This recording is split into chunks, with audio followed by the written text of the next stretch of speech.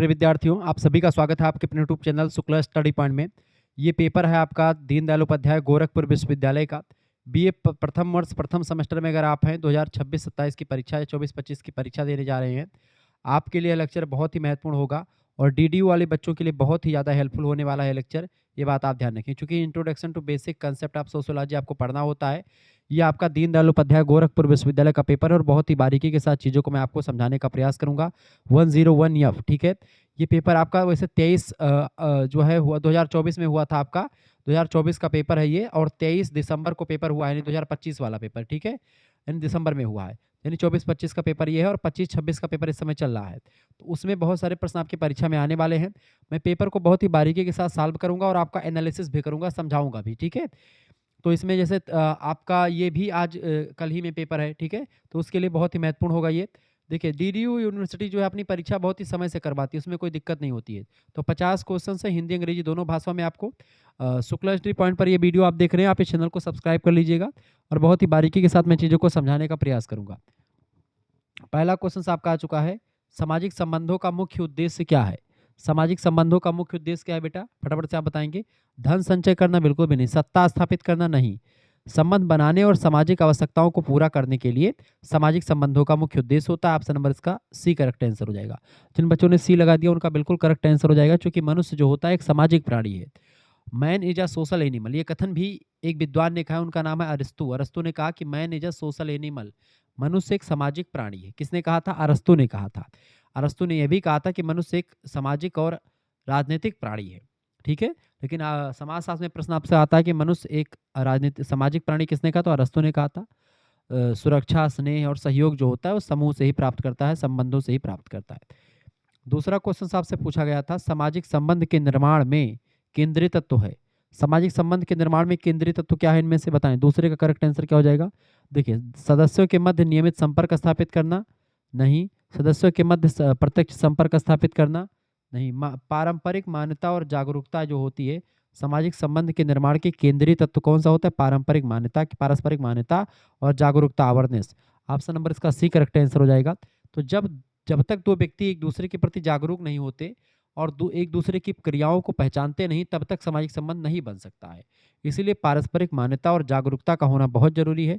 C option correct answer होगा। तीसरा प्रश्न आपसे पूछा गया प्रश्न परीक्षा में, किस प्रकार के सामाजिक संबंधों को पारिवारिक संबंध या नातेदारी द्वारा परिभाषित किया जाता है? बताएं।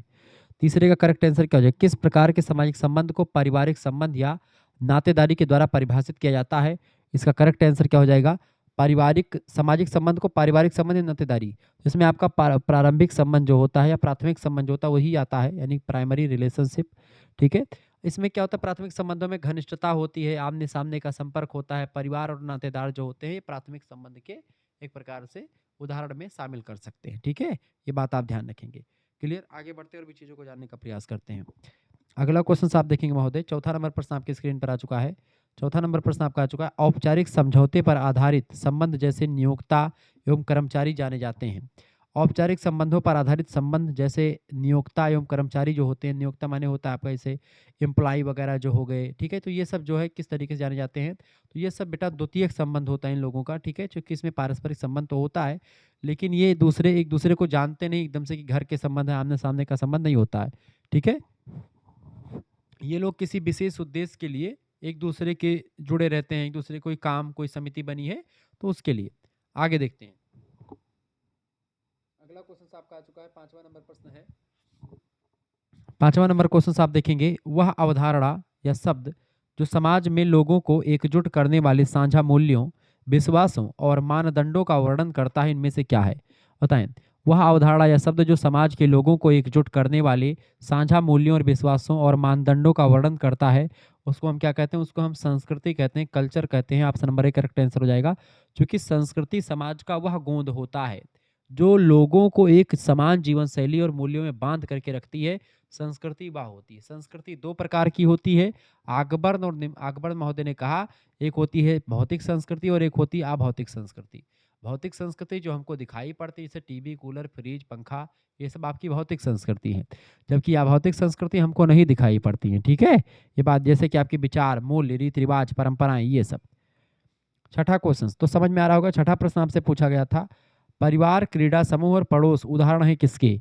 परिवार, क्रीड़ा समूह और पड़ोस जो होते हैं समाज के उदाहरण हैं। प्राथमिक समूह के, द्वितीयक समूह के, अर्ध समूह के, किसके उदाहरण है? तो परिवार, क्रीड़ा समूह और पड़ोस ये प्राथमिक समूह के उदाहरण है, प्राइमरी ग्रुप के।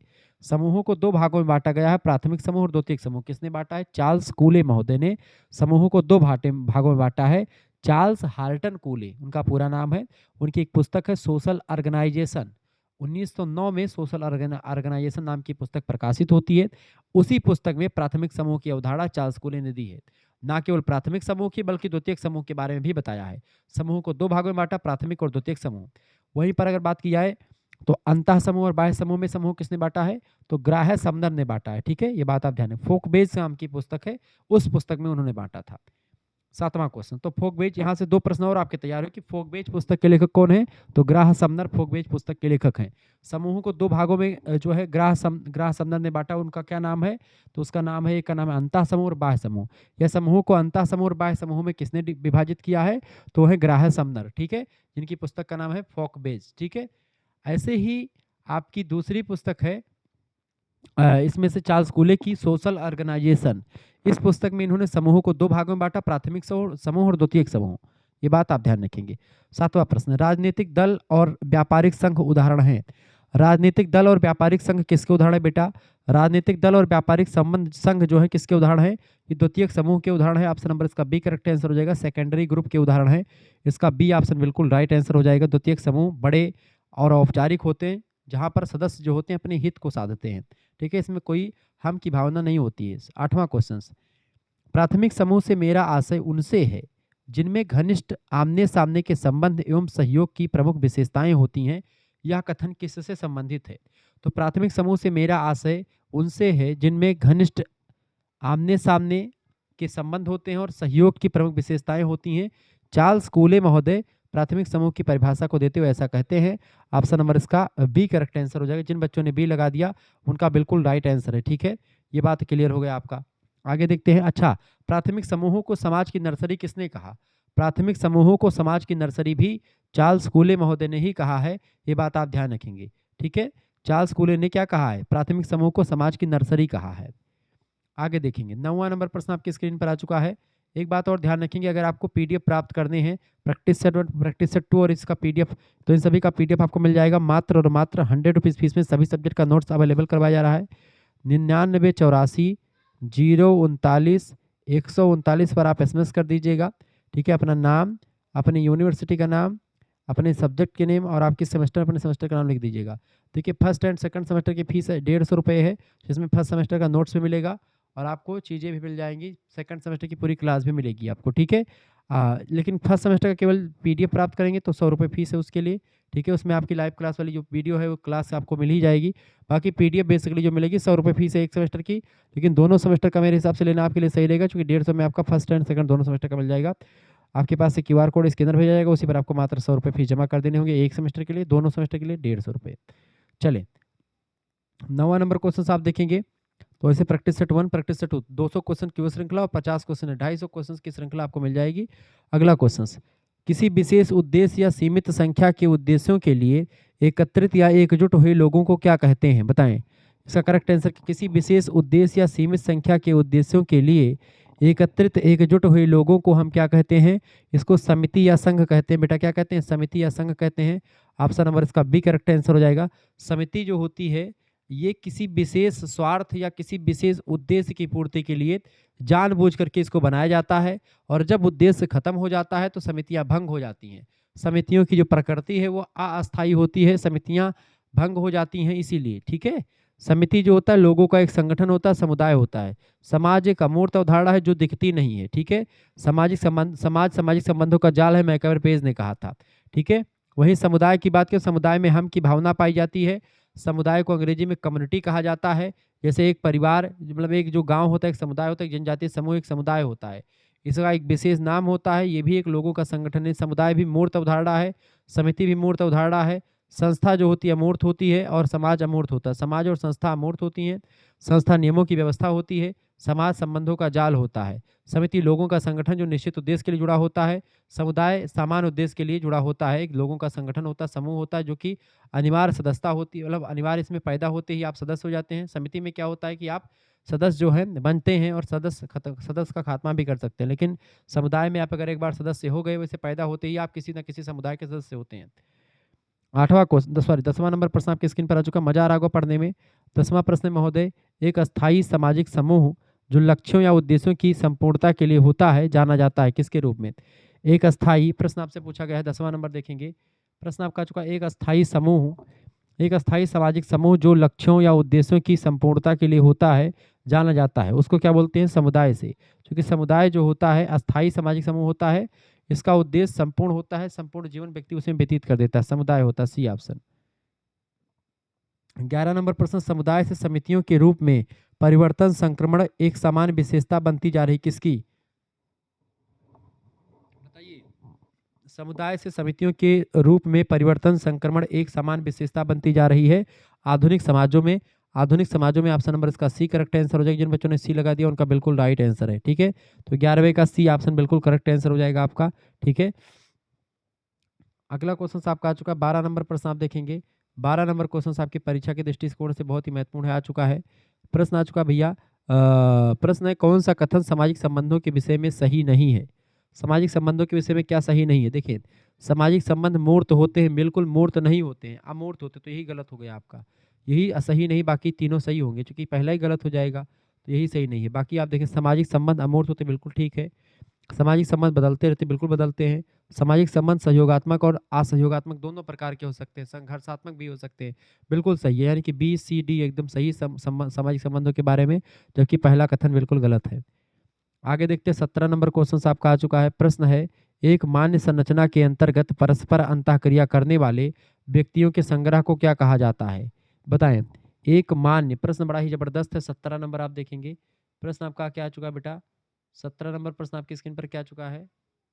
तो यहाँ पर 17 कैसे इतना जल्दी आ गया? अभी थोड़ा चलो इसको भी देख लेते हैं, थोड़ा सा आगे पीछे हो गया होगा। चलिए अभी थोड़ा सा फिर से नीचे हो जाएगा। 1 मिनट में देख लेता हूँ। 13, हाँ 13 समझते, फिर 17 को हम बताऊंगा अभी। 13 नंबर प्रश्न, सामाजिक संबंधों के लिए अनिवार्यताएं हैं। सामाजिक संबंधों के लिए अनिवार्यताएं इनमें से कौन सी हैं? देखें, दो या दो से अधिक व्यक्ति बिल्कुल ठीक है, उनके संपर्क और संचार, कम्युनिकेशन, अर्थपूर्ण अंतःक्रियाएं, तीनों करेक्ट आंसर हो जाएगा। यानी सामाजिक संबंधों के लिए तीनों चीजें अनिवार्य होती हैं। Option number D correct answer हो जाएगा, all of the above. 14 number प्रश्न आप देखेंगे। प्रश्न है, which of the following is not a component of culture? निम्नलिखित में से कौन सा संस्कृति का घटक नहीं है? संस्कृति में आप देखते हैं कौन कौन सी चीज़ें आती हैं। संस्कृति में आपकी प्रौद्योगिकी यानी टेक्नोलॉजी, आपका बिलीव्स यानी विश्वास, आपकी भाषा यानी लैंग्वेज, ये तीनों आते हैं। जबकि जलवायु जो होती है, ये जो है ये संस्कृति का घटक नहीं है। ऑप्शन नंबर डी लगा देंगे इसका।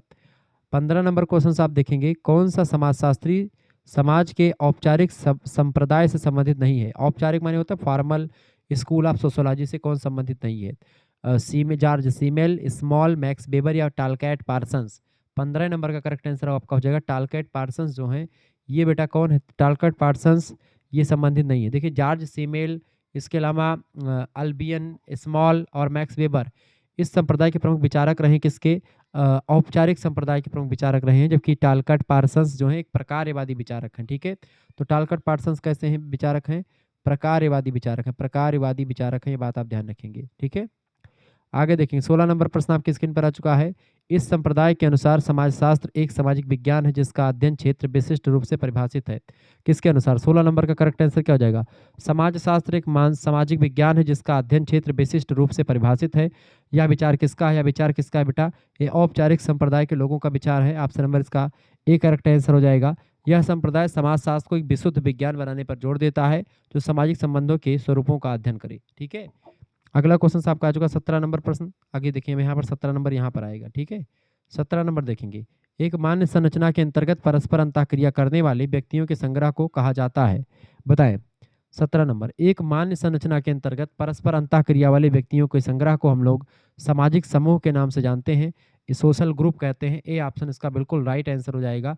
ठीक है, जहां पर भी दो या दो से अधिक व्यक्ति संरचना का निर्माण करते हैं, संरचना के तहत मिलते हैं, एक दूसरे को प्रभावित करते हैं, तो उसी को हम समूह कहते हैं। 18 नंबर क्वेश्चन आप देखेंगे। सामाजिक जीवन की एक मूलभूत प्रक्रिया जो अंतःक्रिया के एक ऐसे स्वरूप में है जिसमें व्यक्ति एवं समूह सामान्य लक्ष्यों की प्राप्ति हेतु अपनी ऊर्जा को संकलित करते हैं, उसको क्या कहा जाता है? 18 नंबर पढ़ें फिर से।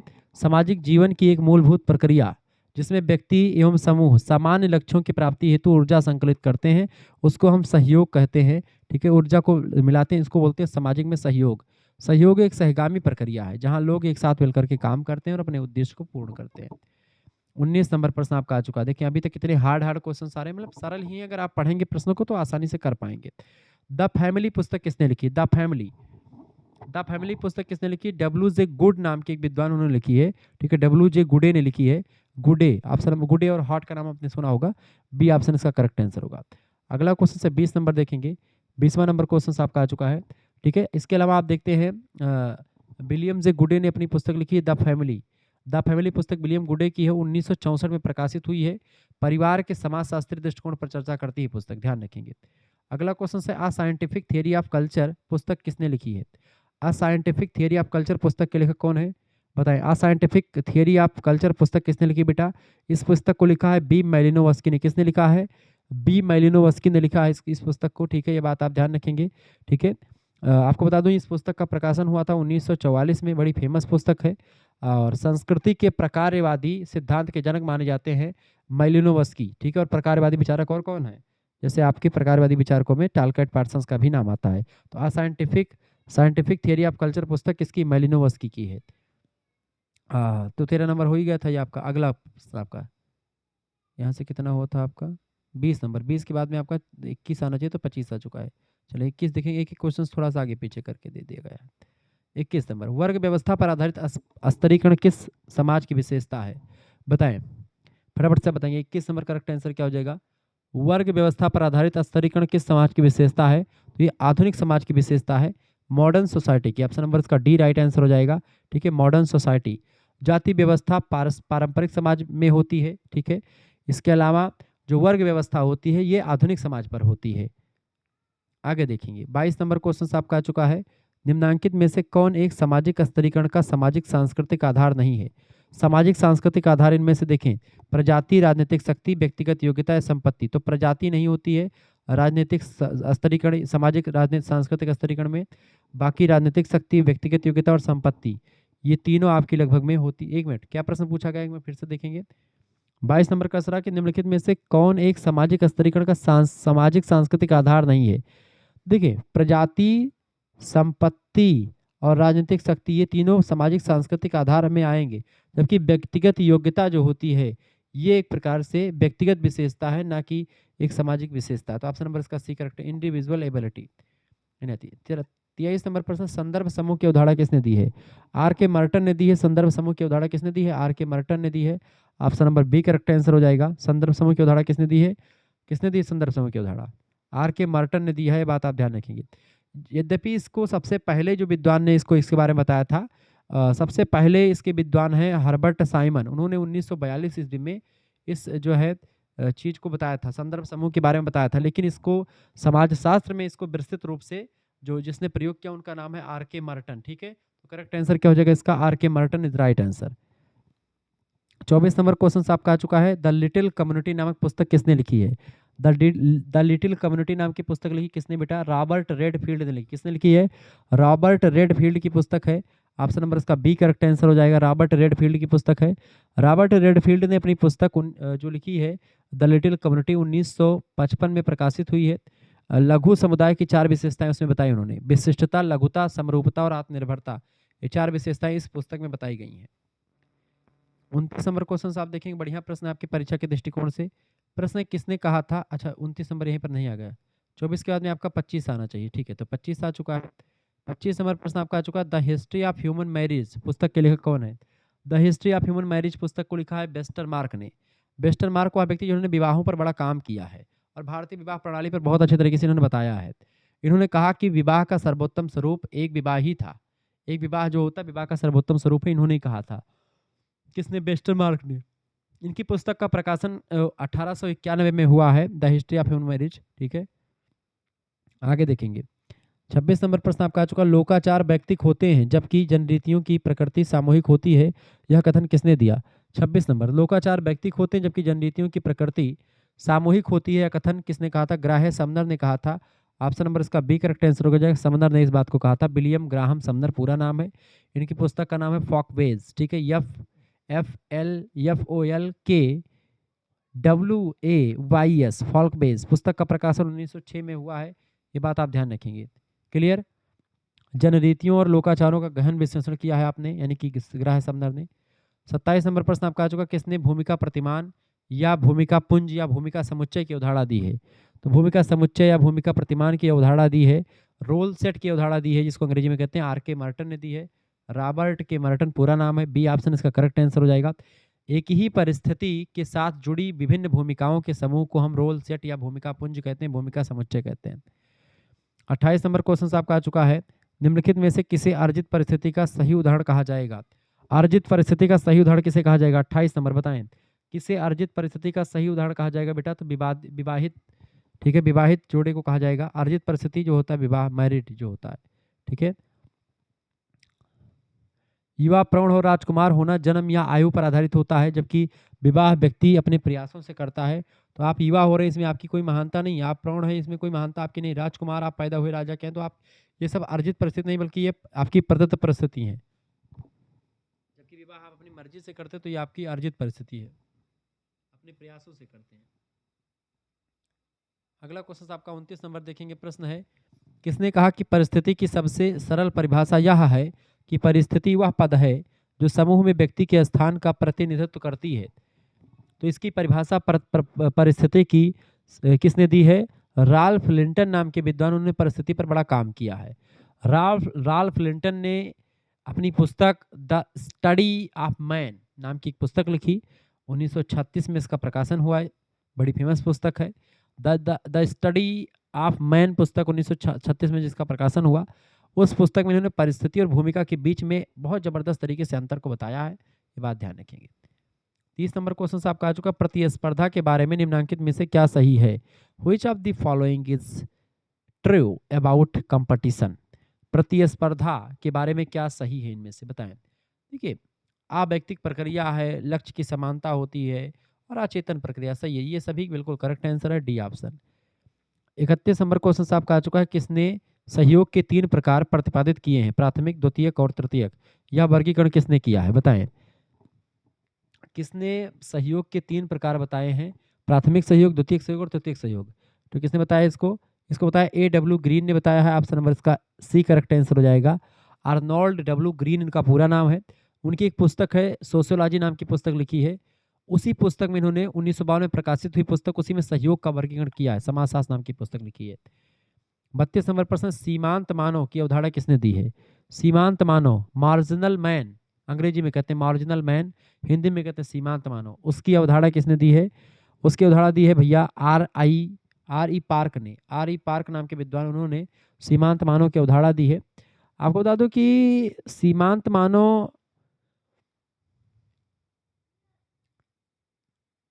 रॉबर्ट ई पार्क जो है, उन्होंने उन व्यक्तियों के लिए शब्द का प्रयोग किया है जो 2 संस्कृति के बीच में रहते हैं, उन्हीं को बोलते हैं मार्जिनल मैन, और पूरी तरह से किसी एक के नहीं होते, वो दूसरी इस संस्कृति के भी हैं और उस संस्कृति, यानी कि 2 संस्कृति के बीच में काम करते हैं या 2 संस्कृति के बीच में रहते हैं, ऐसे व्यक्तियों को सीमांत मानव कहा है। 33 नंबर क्वेश्चन आपका आ चुका, निम्नलिखित में से कौन सी समिति नहीं है? इनमें से समिति कौन सी नहीं है बेटा? देखिए, गांव एक समुदाय होता है, तो गांव एक समिति नहीं, तो ऑप्शन नंबर इसका सी करेक्ट आंसर होगा। बाकी एक पॉलिटिकल पार्टी एक समिति है, समाज का सुधार संगठन भी एक समिति है, और कॉलेज भी एक समिति होती है। 34 नंबर क्वेश्चन आपका आ चुका, समुदाय सबसे छोटा ऐसा क्षेत्रीय समूह है जिसमें सामाजिक जीवन के समस्त पहलू आ जाते हैं। बड़ा फेमस कथन है, हमेशा प्रश्न परीक्षा में आता है। समुदाय सबसे छोटा एक ऐसा क्षेत्रीय समूह है जिसमें सामाजिक जीवन के समस्त पहलू आ जाते हैं। इसको किंग्सले डेविस ने इस परिभाषा को दिया है। किंग्सले डेविस की पुस्तक है, बड़ी फेमस पुस्तक है समाजशास्त्र में। उस पुस्तक का नाम है बेटा ह्यूमन सोसाइटी। कौन सी पुस्तक का नाम है? मानव समाज की पुस्तक नाम की लिखी है, ह्यूमन सोसाइटी। उसी पुस्तक में समुदाय की बड़ी जबरदस्त परिभाषा दी, और सबसे प्रसिद्ध परिभाषा यही समुदाय की, समुदाय सबसे छोटा ऐसा क्षेत्रीय समूह है जिसमें सामाजिक जीवन के समस्त पहलू आ जाते हैं। 35 number, the grammar of science नामक पुस्तक किसने लिखी है? द ग्रामर ऑफ साइंस पुस्तक किसने लिखी बेटा? कार्ल पियर्सन की पुस्तक है ये। कार्ल पियर्सन कहीं पर है ऑप्शन में? डी ऑप्शन में, बिल्कुल कार्ल पियर्सन की पुस्तक है। इस पुस्तक का प्रकाशन हुआ 1892 में, ये बात भी ध्यान रखेंगे, टीजीटी पीजीटी के लिए इंपॉर्टेंट है। विज्ञान की पद्धति को समझने के लिए बहुत महत्वपूर्ण मानी जाती है, बात ध्यान रखेंगे। 36 नंबर क्वेश्चन आप देखेंगे, वर्स्टेहन की अवधारणा किसने दी है? वर्स्टेहन की अवधारणा किसने दी है? वर्स्टेहन की अवधारणा मैक्स वेबर ने दी है। मैक्स वेबर ने ही सत्ता की अवधारणा भी दी है, ये बात आप ध्यान रखेंगे। सहानुभूतिपूर्ण समझ और व्याख्यात्मक बोध, वेबर के अनुसार सामाजिक क्रियाओं को कर्ता के जरिए या नजरिए से समझना चाहिए। 37 नंबर प्रश्न आपका आ चुका, प्रथागत कानून मुख्यतः पाए जाते हैं। प्रथागत कानून जिसको कस्टम बेस्ड लॉ कहते हैं, तो सरल समाजों में यानी सिंपल सोसाइटी में आपको देखने को मिलते हैं, सरल समाजों में। ठीक है, तो प्रथागत कानून मुख्यतः आपको सरल समाजों में देखने को मिलते हैं। आदिम या सरल समाजों में कोई लिखित कानून नहीं होता है, परंपराएं और प्रथाएं ही कानून का रूप होती हैं। ठीक है, ध्यान रखेंगे चीजों को। 38 नंबर क्वेश्चन आपका आ चुका है 37 के बाद में। प्रश्न है आपका, संस्कृति का इथोस एवं ईडोस पक्ष दिया किसने? संस्कृति का इथोस एंड ईडोस पक्ष किसने दिया है बेटा?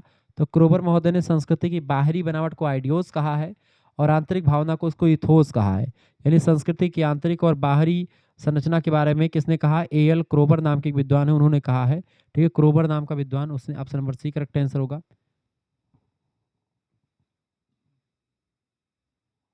39 नंबर प्रश्न है, किसने कहा कि समिति एक समुदाय नहीं है बल्कि समुदाय के अंतर्गत एक संगठन है? किसने कहा, बताएं।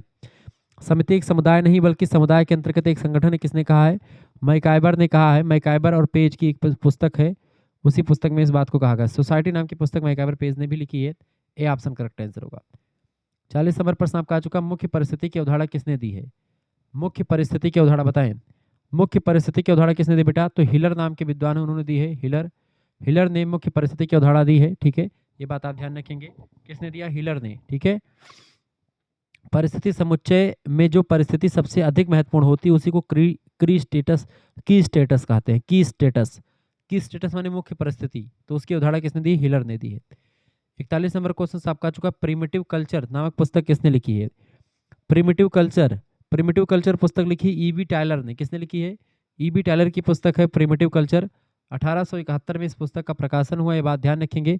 इसमें टायलर ने संस्कृति की पहली वैज्ञानिक परिभाषा इन्होंने टायलर ने दी है। 42 नंबर प्रश्न आपका आ चुका है, किसका कथन है कि संस्कृति शब्द का अभिप्राय सामाजिक विरासत से है? बताएं, किसका कथन है बेटा? किसका कथन है, बताएं, किसका कथन है कि संस्कृति शब्द का अभिप्राय सामाजिक विरासत से है? ये संस्कृति शब्द का अभिप्राय सामाजिक विरासत से है, कथन है किसका? ब्रूम और सेल्जनिक का। ब्रूम एवं सेल्जनिक का कथन है, ऑप्शन नंबर इसका ए करेक्ट आंसर हो जाएगा। ठीक है, आगे देखते हैं अगला क्वेश्चन आपका जो 43 नंबर प्रश्न आप देखेंगे। 43 नंबर प्रश्न आपका चुका, सामाजिक समूह को क्षैतिज समूह तथा उदग्र समूह में किसने विभाजित किया है? तो सामाजिक समूहों को क्षैतिज यानी हॉरिजॉन्टल और उदग्र यानी वर्टिकल समूहों में किसने विभाजित किया है? तो इसको विभाजित किया है मिलर ने। ठीक है, मिलर महोदय ने इसको विभाजित किया है, ये बात आप ध्यान रखेंगे। इसका सी ऑप्शन करेक्ट आंसर हो जाएगा। हालांकि पेट्रियम सोरोकिन इसके लिए जाने जाते हैं। ठीक है, तो पेट्रियम सोरोकिन अगर ऑप्शन नहीं है इसमें तो आप लगा सकते हैं मिलर, बिल्कुल राइट आंसर आपका है। मिलर ऑप्शन करेक्ट आंसर होगा, क्योंकि मिलर भी इनमें लिए जाने जाते हैं। 44 नंबर प्रश्न, सामाजिक समूह को अंतः समूह और बाह्य समूह में किसने वर्गीकृत किया है? तो अंतः समूह और बाह्य समूह में समूह को ग्राह समना ने बांटा। फॉकवेज पुस्तक लिखी, मैंने आपको बताया था कई बार शुरुआत में ही। ठीक है, तो ग्राह WG समना ने इसको जो है बांटा है, ये बात आप ध्यान रखेंगे। 45 नंबर क्वेश्चन आपका आ चुका है, निम्नलिखित में से कौन सा कथन सत्य है? कौन सा कथन सत्य है, बताएं, आप समझे। समुदाय अमूर्त है, बिल्कुल समुदाय अमूर्त नहीं, गलत है इसमें। सबकी समाज अमूर्त है, समाज भी अमूर्त है और समुदाय मूर्त है, समाज अमूर्त होता, तो ये गलत है आपका। समुदाय मूर्त है, हाँ ठीक है, मूर्त है, जबकि समाज अमूर्त है, बिल्कुल सही बात है, यानी बी ऑप्शन बिल्कुल सही है। Communities concrete and will societies abstract, बिल्कुल राइट आंसर आपका बी ऑप्शन। ठीक है, समाज और समुदाय मूर्त होते ही नहीं है, ना समाज और समुदाय अमूर्त है, दोनों तीनों गलत है। समुदाय जो होता है उस व्यक्तियों का संगठन होता है जो समान उद्देश्य की पूर्ति के लिए अपना जीवन व्यतीत कर देता है एक समुदाय में।